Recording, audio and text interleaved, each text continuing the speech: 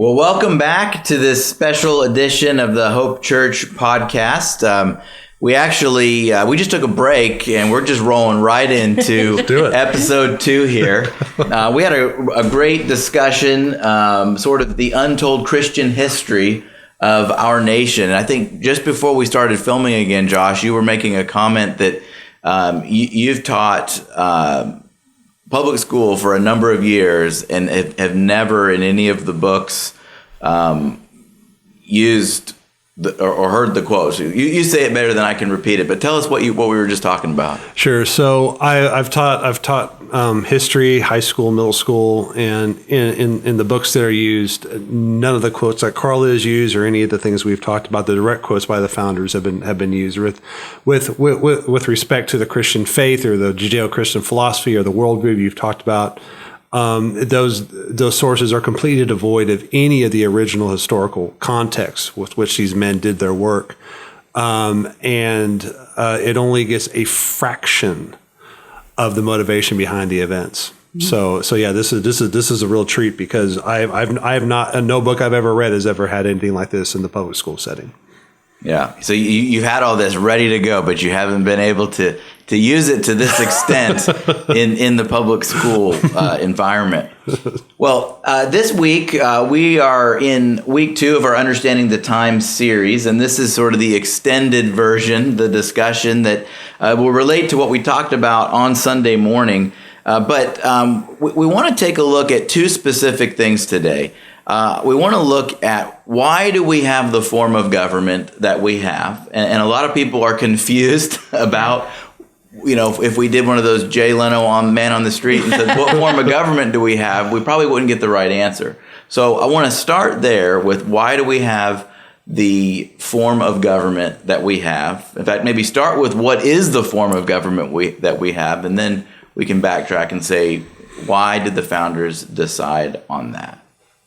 The Constitution states clearly that the form of government that we will have is a republican form of government.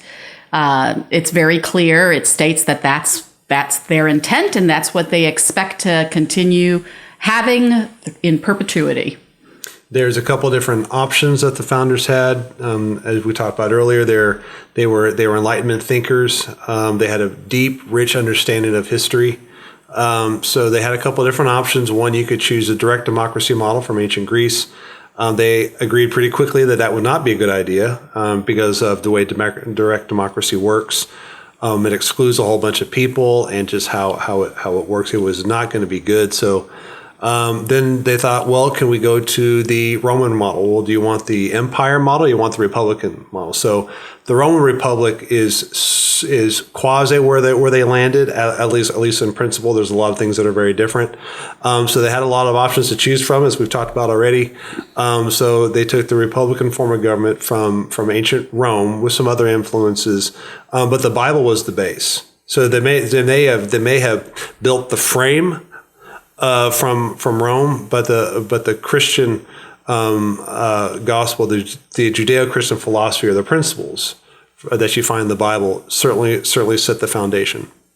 Yeah, and just to add to what Josh just said, that about democracy, because a lot of people think that we are a democracy. Right. And James Madison, again, the man who was the father of the Constitution, the architect of the Constitution. This is the guy that wrote the Constitution. He wrote the Constitution. I don't know how much more direct you want to get here. He is very specific. He says democracies have ever been spectacles of turbulence and contention, as short in their lives as they have been violent in their deaths. So there was no way they were going to set up a democracy. The history of democracies, again, as he said, was short-lived. They end in violence. They do not work. And it's basically mob rule if you have a true democracy. So as Josh said, they looked at Rome and they decided that came the closest as far as a structural form of government for what they wanted to have in the United States. They definitely had ruled out a monarchy, and the Republican form of government was the one that they opted for. You almost think that Madison may have had Athenian democracy or the end days of the Roman Empire as he was writing those words. Both of them ended in violence. It didn't end well for those folks. So yeah, these are not uninformed men. I mean, they didn't flip a coin and decide, we'll do this thing. Right. It was an informed decision based on the merits and the facts of history and science. And you know what's kind of interesting? This is a little bit off topic, so sorry. It's okay. All right, here we go. I was looking up some stuff on the Roman Republic because it's been a while since I taught it. And the thing I didn't realize is they did not have a police force, which kind of, I thought, in light of what's going on today, was an interesting idea. Citizens basically had to... if a crime was committed against them, it was their responsibility to apprehend the criminal and to take him to court. And nobody else was going to do it for you. In fact, the wealthy just hired guards to protect them, but your average citizen was just at the whim of whatever criminal element was around. But the Roman Republic ended up falling and became the empire instead because of corruption at its ranks. Their leaders took bribes. They used their influence. They would buy seats in the Senate. They practiced corruption at different levels, and the people were in an economic state that was, close to poverty. Mm-hmm. So, and without any police force to enforce the laws, there wasn't any justice to be found. So, this ushered in, when people get desperate enough, they are willing to turn to somebody who will promise them peace. And if you look at what you just said in light of what you read in Acts, for example, this history of the early church, when Paul and the other early missionaries were arrested or dragged before a magistrate, it was the people in the city doing it. You don't have a record of a police force like what you say. Usually the guards show up, once they reach the barracks or some type of federal building or things like that. So yeah, they survived on the 12 tables. There's a 12 tables system legal code. Some folks got protection, some folks didn't. But that's another four hours just on its own. Yeah, the Roman soldiers were their job was to keep the conquered territories in line. It wasn't to enforce things within Rome itself. But you also see, if you look at a contemporary contextual look at things. If you look at, say, Jefferson or Benjamin Franklin, they knew about the kind of government that Great Britain had. They had a constitutional monarchy. They had a king, but they also had two houses of government. And they understood that even so, they try to separate things out. A guy like King George is still going to do an immense amount of damage. So they had the lessons of history. They had the reason of science. They had the foundation of the gospel and the Bible. They had their own experiences through what they found in Great Britain. So they decided not to go with a direct democracy model. Right. And it seems like, especially what they were rebelling from, the big concern that they have was tyranny. Mm-hmm. Was someone who is ruling is going to either be or eventually become a tyrant. So add into the discussion now, we have this republic form of government, and then they made some distinct choices for separation of powers and the different branches of government. So talk about how that plays into what the founders were trying to do from the beginning. It was very important to the founders early on that a republic be established, and that they had to walk a really fine line. And you see this happen in the Federalist Papers and some of the early documents that come after the Revolutionary War. The founders really land in one of two camps. They're Federalists or they're Anti-Federalists. Guys that really want a lot of power to the states, and folks that really believed that a strong central government was necessary to restrain the mob or to keep folks in line. So we see the original. So you have some good comments on the Bill of Rights that eventually became part of the U.S. Constitution. because that was a big concern for the founders, that individual liberties be spelled out and not just assumed in the document. Because one of the arguments was it's just assumed here. You had to lay it out very clearly because there was this temptation towards tyranny. They all understood that evil and the want for power reside in everyone's heart, and you can't just survive on assumptions. It must be spelled out and spelled out very clearly, which is why all the amendments in the original draft are specifically chosen, and they're put in the order they are on purpose. It's not arbitrary the way they're put together. Yeah, it's very interesting to note when the Constitution was written, it was sent to the states to ratify.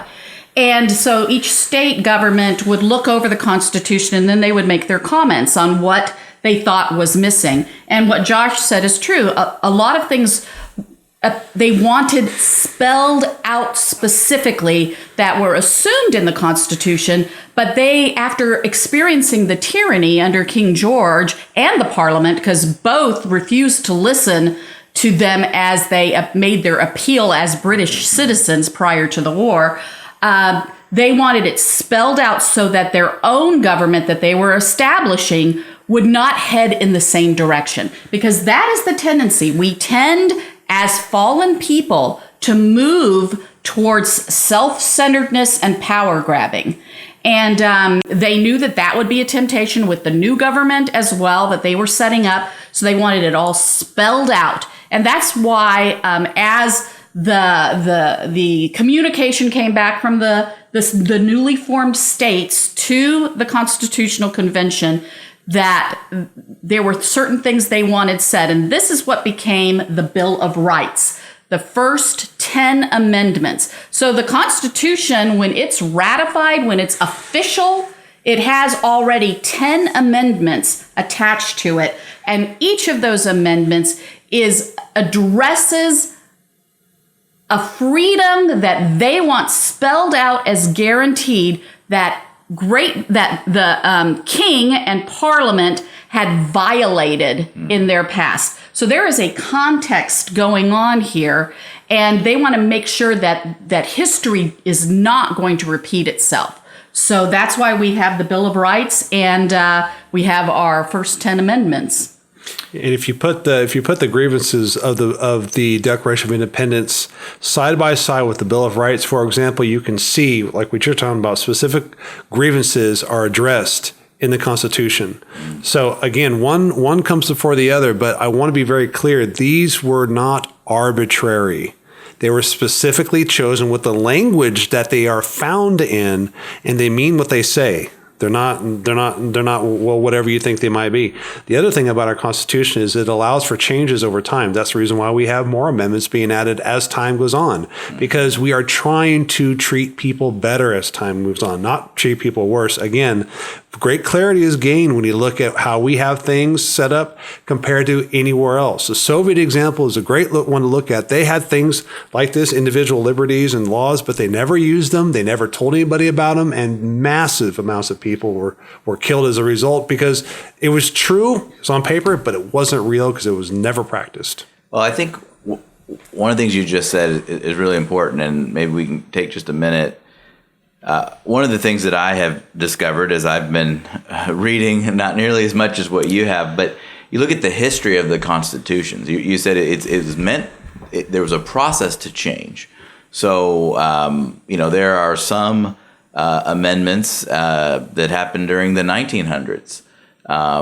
But the overall document has lasted as long as it has compared to other countries that have very short lived constitutions where they've had to keep basically reinventing their government. So anything you want to say about that, just the intention of the original document, the process, so that we don't have to throw it away and start over again, but we can change it as necessary. So I think if you look at the Constitution, the great thing about our Constitution is that it's not very long. It's put in pretty plain English. I mean, anyone can pick it up and read it in half an hour or an hour. Yeah. And you'll come across the sections that tell you how you can amend the Constitution. There's a process. It's not disorder. Another influence of God himself. God is a God of order. Well, how you amend a constitution is a very orderly process, how you go about this. What you find in other systems or other constitutions, either they're so static, they don't have any way to change over time, and people just don't, it's ignored altogether because there's no way you can ever change it. The document from the French Revolution is a great example of that. There's just no way to change it. But ours allows for a system of change, and it's an orderly process. A lot of people are involved. It's not it's not by one person or one group of people. Various people have to be brought together. If you're really going to do this, then it's going to take some time and effort. But yeah, it's an orderly way to do it, and it makes our Constitution very unique among founding documents around the world. Which, by the way, if you had never read, we probably were supposed to have read it in school, but I honestly didn't remember reading it in school, and that's one of the things I did a couple of weeks ago. Read the Constitution, read all of the amendments. Wow. And, some of it's a little bit dry reading for some of them. And it's interesting, though, to see some of the changes where the one that I looked at, it gave specific sites where pieces were amended. So in the original document, there was a notation saying that was changed by the whatever amendment. And then you go to it and you can see that. So, I think that everybody ought to read it at least once as an adult, especially right now. Because that's one of the things that's at stake ultimately with some of the things that are happening in our nation is you need to know what it says. Indeed. So I want to, in a minute, I want to talk specifically about the First Amendment. We kind of began the discussion in our previous episode. Josh kind of let too much out of the bag, so I really I'm so sorry. That's okay, Josh. Get carried away. I want to really get into it. But before we do that, what do you want to say about the branches of government? Because that's something that's unique, I think, and they are there for a reason. So what do you think that the non history teacher, the person like myself who went through public high school, what do we need to know today, especially in light of everything going on in our nation, about the separation of powers and the reason that we have multiple branches? Well, one thing that is important to recognize, and I am going to talk about James Madison again, the father of the Constitution.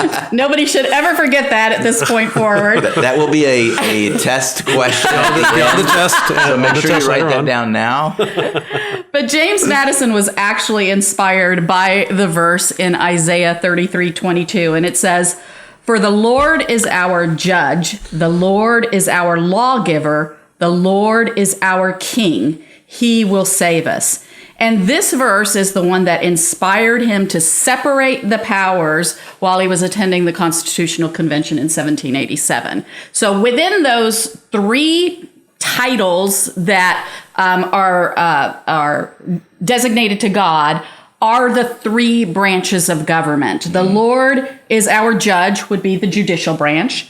The Lord is our lawgiver, legislative branch. And the Lord is our king, executive branch. So it's right off the bat rooted in the Bible. And there's something else to consider. Again, these weren't the only folks who are talking about this. They were influenced by many Enlightenment thinkers, political thinkers. One that comes to mind is a man named Montesquieu. Folks may have heard of him. He wrote several books. One of them is called The Spirit of the Laws, I think in volume 2. And he doesn't quote this verse, but he's very much in agreement with it. So you find people who are not Americans, who may not have been Christians, they do not shy away from agreeing with the principle. Yes, this is the right way to go. And going along with what you've said earlier, the founders have also understood that man's heart is very wicked, deceptively wicked. You even find a couple of the founders quoting the actual verse that says this. So understanding that, they'll say, because man's heart is this, therefore the system of government is required. So they also realize that people at the top levels of our government, being the executive branch or the legislative branch or the judicial, also have this flawed heart as well. So if you give all power to one branch, then you're going to have tyranny. So it's better to divide it up, have checks, on checks and balances with the others. So, I mean, there's much more. I don't know how deep you want to go into this, but so, Carla. Right. Each branch was separated from the other, and no one branch could take any of the responsibilities of the other two branches. And neither could any one branch give their responsibilities to the other two branches. It was designed to help prevent corruption because, as Josh stated, deception is in the heart of man. And they knew that the tendency of men is, again, to serve themselves and to gain power. And they did not want that to happen. So there was, I don't know if you remember this, How a Bill Becomes a Law. There was a Schoolhouse Rock, the dancing piece of paper. That's right. So a very boiled down version of this. I mean, each branch has its own areas of responsibility. So a law begins in the legislative branch. It's our Congress, Senate, and the House of Representatives. Once it's authored in one house, it has to go to the other for ratification. Both houses have to sign off on it. It goes to the executive branch. The executive branch later on will enforce the law. It goes to the judicial branch to make sure it's not unconstitutional. So there's this review process. So you don't find, for example, our president sitting in the Supreme Court with a gavel declaring judgment on things. I mean, that's not what he is allowed to do by the Constitution.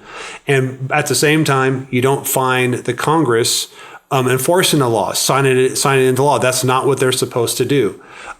Because it was set up this way, one branch cannot do its job without the other two. The eventual goal of legislation of laws or things of that nature, that goal can't happen without all three working in tandem but being separate. Mm-hmm. Yeah, and I think one of the challenges that we see happening right now, I would say, is the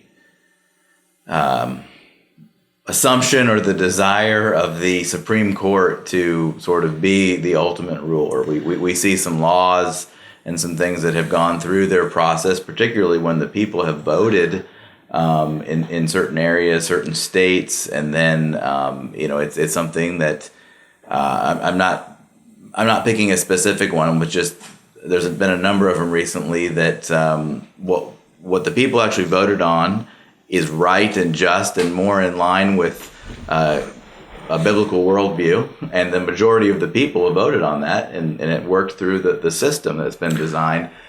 But then usually a smaller group of people don't like that because it will cause them to lose some power or lose some money or whatever it is. And then the Supreme Court turns around and overturns something or undoes something. So we're seeing that happen. Now, sometimes that needs to happen if something unjustly happened. But we're seeing more things that justice has been occurring in the right way, and then the Supreme Court is doing what they ought not to do. So I want to focus our discussion now on the First Amendment, because I think this is it's a huge thing that is right in our faces right now with everything going on, and it's also an area that I think that there's a lot of confusion, misunderstanding, and I would even go so far as to say that those in the government and the different branches don't even understand the First Amendment, and that's one of the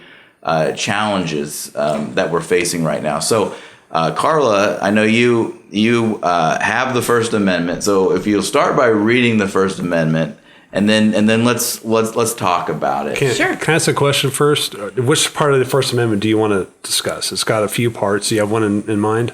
I want folks to hear the whole thing. Okay. And then a part of it will be obvious where the discussion is. But I want, because again, maybe you heard it back in school, but if you haven't read it recently, this is not what CNN is saying. That's right. It's not what we're hearing in the media right now. But it's really important to hear the actual words. Okay. So here's the First Amendment. Congress shall make no law respecting an establishment of religion, or prohibiting the free exercise thereof, or abridging the freedom of speech, or of the press, or the right of the people peaceably to assemble and to petition the government for a redress of grievances. All right. So there's multiple aspects of the First Amendment. I think one of the biggest areas of confusion right now is that first part on that has to do with religion. So would you read those first two parts again? Sure. Congress shall make no law respecting an establishment of religion or prohibiting the free exercise thereof. So what do you want? What do you want the world to know about the confusion that exists right now? I mean, we've talked a lot about this, so and you guys have a lot of really helpful things to say. So let's just talk about why did the founders put that there, and what are we seeing today, and how those are sort of clashing? I'm going to say something very briefly, and then I'm going to toss the ball to Josh because he's the government expert over here. All right. We commonly hear this referred to in another way as the Establishment Clause, which is the first part of that statement that I just read, and the Free Exercise Clause. So when you hear those words, they're talking about those first two parts of the First Amendment. So again, one of the questions that you asked earlier was people are asking questions such as, how did we get here? Where did all this happen? I think this same logic has to be applied to this. Where did that first part of the First Amendment come from? Mm-hmm. So if you ask that question, the answers are very obvious to folks that are listening to our first discussion. Yeah. These folks, the founders, came from an empire that had a state religion or a state church, the Church of England. So they wanted to be sure that it was not government overreach that was either going to establish a state religion or stop people from practicing their own faith. I think you said it best earlier, Carla, that it was not the government's concern that religion was going to overtake things. It was just the opposite, that the concern was that government was going to force itself on the faith community and Christian community. This right here was a bulwark. It was supposed to be a bulwark. And by the way, it means exactly what it says, because these were not arbitrary words. They wanted to make it very, very clear that the Congress is not going to make anyone be a certain faith that they don't want to be. Fair enough. However, or prohibit the free exercise thereof. So free exercise means free exercise. I mean, it's not like these people thought that these words had a different meaning. It means exactly what it says. Yeah, that Congress cannot pass a law to prevent you from practicing your religion. So there's a lot of extension thinking taking place here. Well, then that must mean by extension that the public schools funded by federal dollars must also apply to this. So you're really telling me that Congress is passing a law or establishing religion by letting some students carry their Bible and pray. This is the argument you're making? Over and over again, we see this tired canard rolled out again, over and over and over again, and it seems to work. But that is not at all what the founders meant. So tearing down statues of the Ten Commandments or whatever you see people doing because it happens to be on public land does not even broach the threshold of establishing a state religion, which is exactly what these guys were concerned about. So they were coming from the Church of England. They were basically trying to prevent the Church of America. Right. And they were also trying to prevent the persecution that many who fled. Right. People who were in England who opposed the Anglican Church. They didn't believe it adhered to the Bible or biblical principles. They were persecuted. They were put in jail. There were things that happened to them. And that's why so many of them fled to the colonies and then to the States in order to avoid this kind of persecution. And another thing I'd like to bring up, if they didn't want religion to be a part of government, have that influence on government, then they weren't practicing what they preached. But obviously, they did.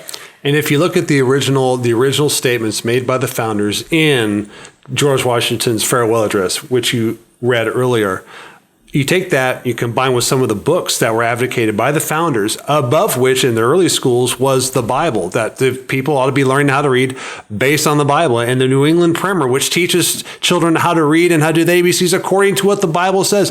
There again, you're going to be very hard pressed. I'm waiting to be convinced that the First Amendment means anything other than what it says. I'm waiting. I'm just not convinced by any 20th century argument that it means that we must protect all humanity from the encroachment of any religion, specifically Christianity, because of some fear of being overreached. I'm waiting with bated breath and open hands to be convinced of this, and it's nowhere to be found. The founders have no fear of this anywhere. Bible-believing Christians quoting the Bible, advocating Jesus Christ and God in open statements over and over again. This is hardly a concern that they had. Over and over again, you find I'm just not convinced. Well, I think, correct me if I'm wrong. I mean, there's part of the problem comes in with one of the later amendments that talks about separation of church and state, right? I mean, that's really what's going on here, right? Absolutely, 100% incorrect. I'm being sarcastic. Yes, you are. Everybody else hearing this too? So one of the big points of confusion, which all we hear about today, is separation of church and state. And where do we find that in any of these documents? It is absolutely 100% found nowhere. In the Constitution, in any edition you want to look at, that phraseology, the separation of church and state, is void. It is completely divorced of any reality at all. It's not found anywhere. So where does it come from? I think you have a reference where it comes from. Yeah. And it's not from the Constitution. It's not from the Constitution.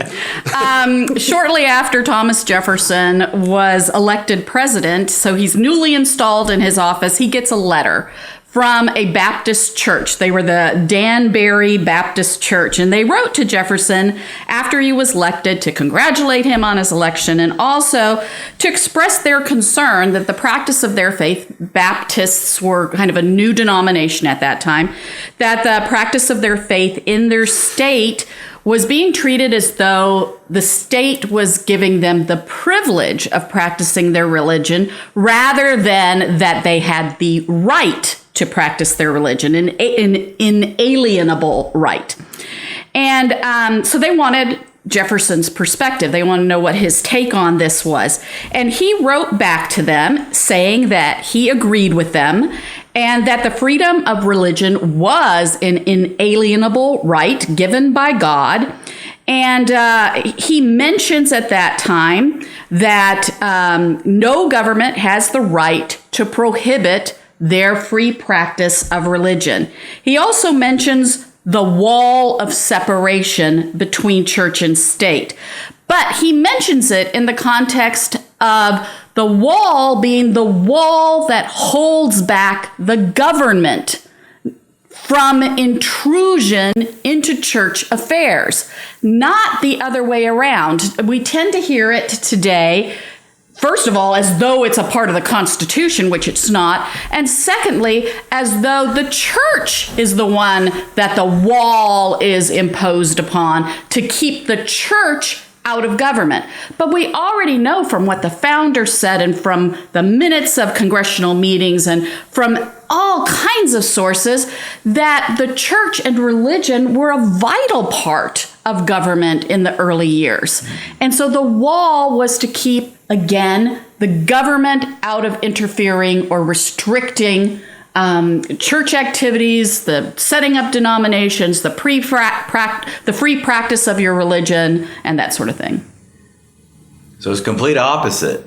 Complete opposite. It has no founding in reality at all.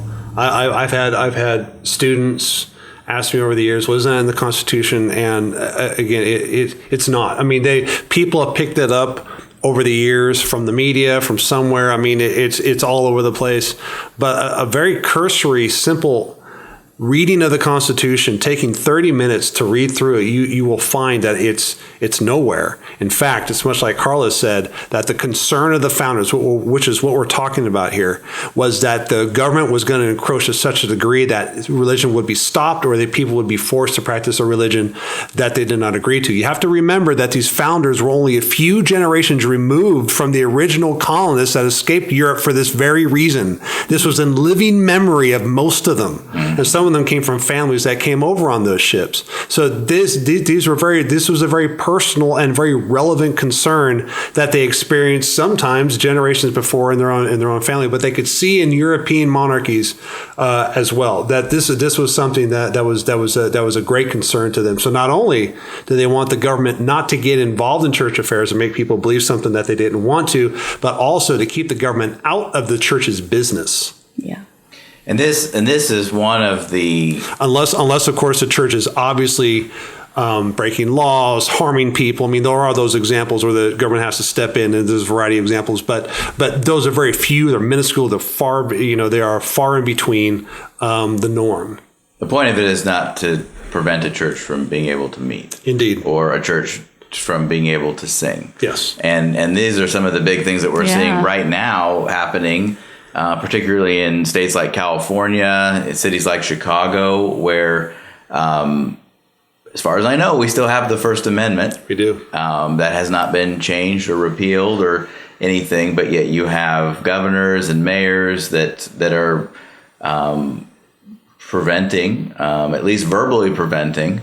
In some cases, I've read some stories of the police showing up and blocking parking lots so churchgoers can't go to church. So it's a complete reversal, the exact opposite of what the founders intended, and what they put in there to protect is being used against the church, which, again, one of the things we talked about in our previous episode, we know that we're at war. I mean, it's very clear in the Bible that the world hated Jesus, and the world's going to hate us as well. So because of this worldview shift that we're seeing generally in our country right now, we're starting to see some of the very foundations of what the founders laid. It's trying to crumble and unravel here. So for me, this was one of the most important parts to get to in the discussion is for people actually understanding, separation of church and state is nowhere in the original documents. B, where did it come from? C, how is it being used against us? And then, another thing we were talking about earlier, we're in Texas, so we do have a little more freedoms. But so we have the First Amendment, and then we have the Second Amendment. Yeah.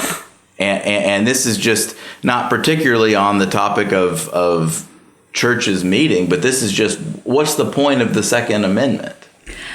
When people violate your rights, the rights that God has given you, and you are being forced or coerced into doing something that is against God, you should have the right to take up arms against that kind of tyranny.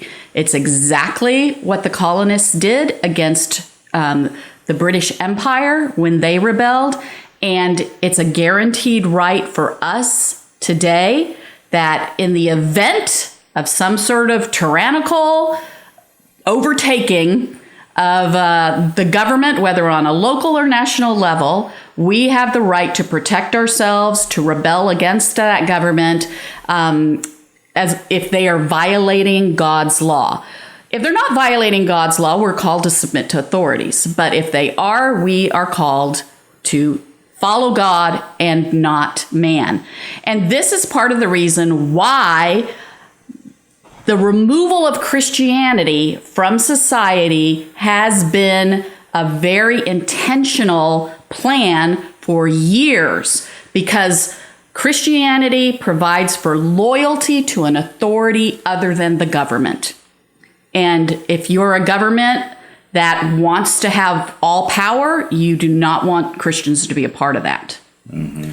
And this is even going back to to the first century Christians in ancient Rome, they were not persecuted or martyred because they were Christians.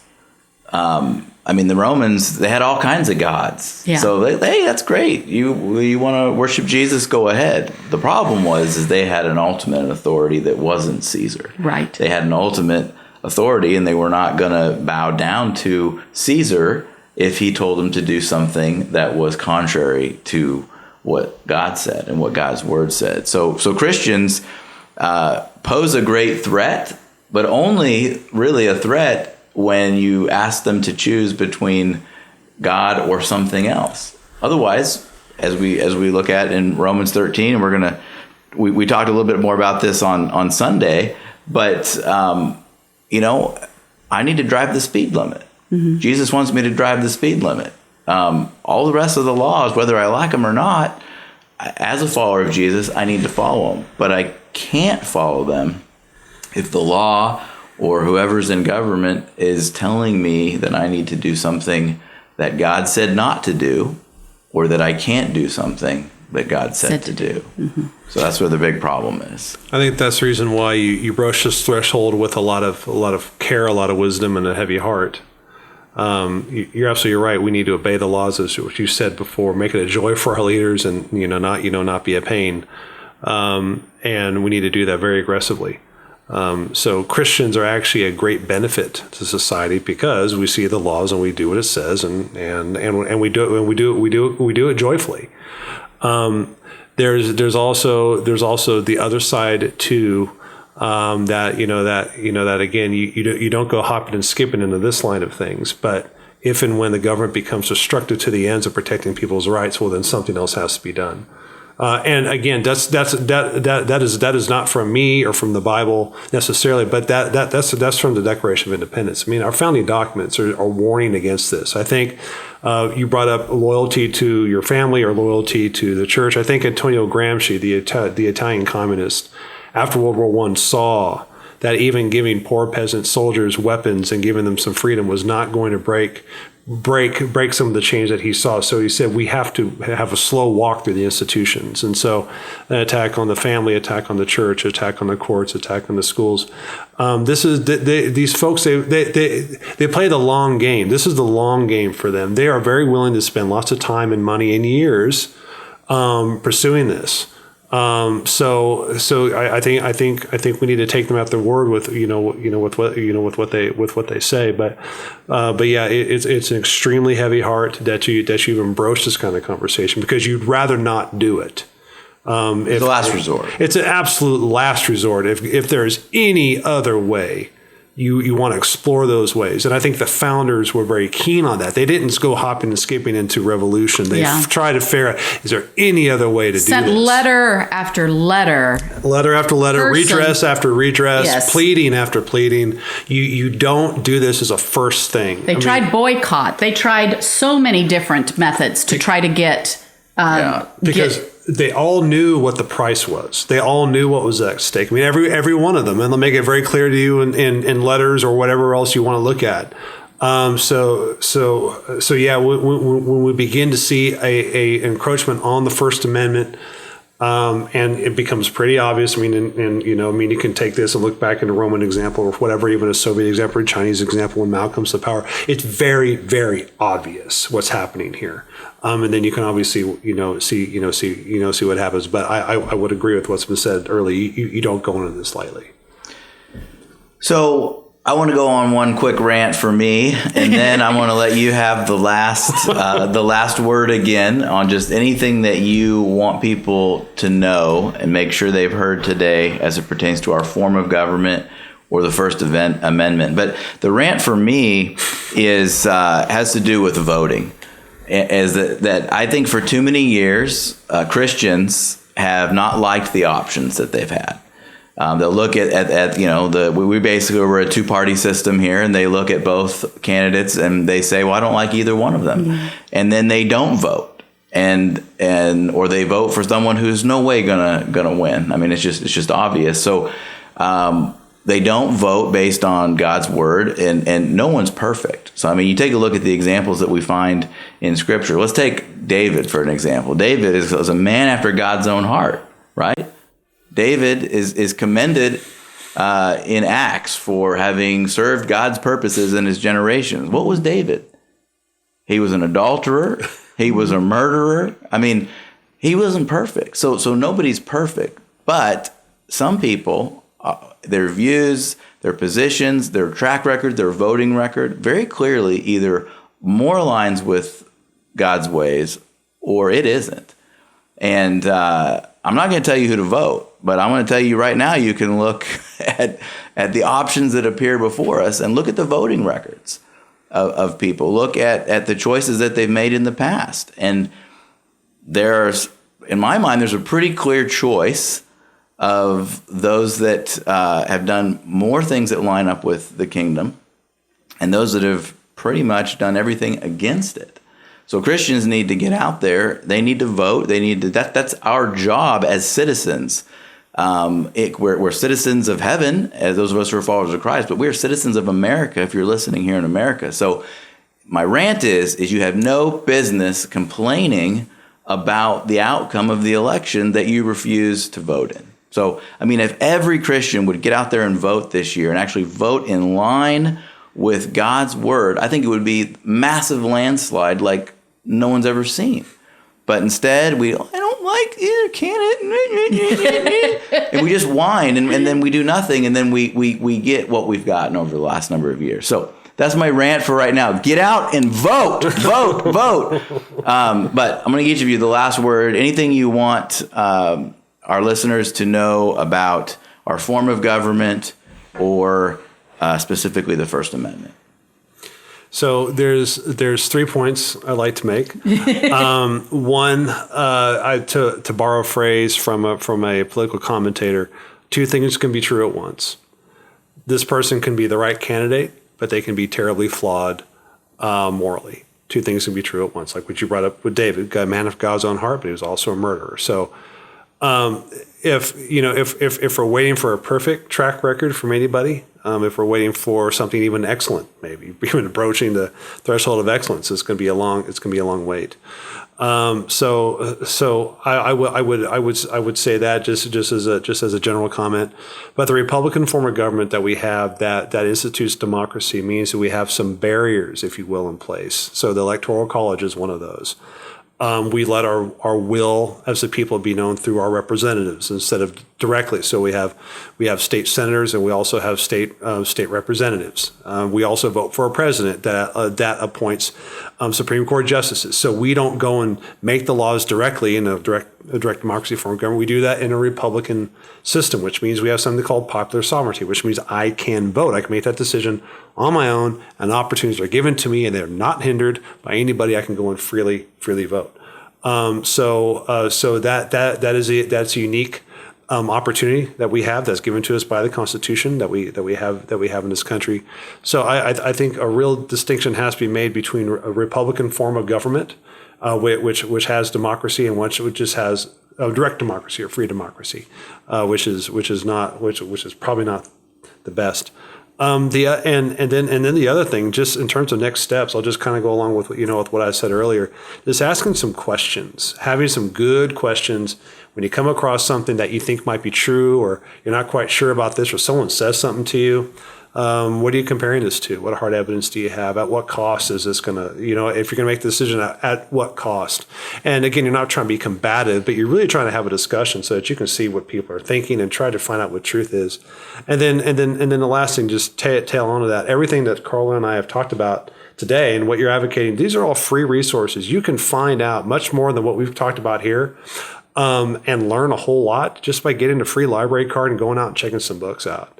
As far as I can tell, the copy of the Constitution is absolutely free. It costs you absolutely nothing. You can get an app and probably read it to you.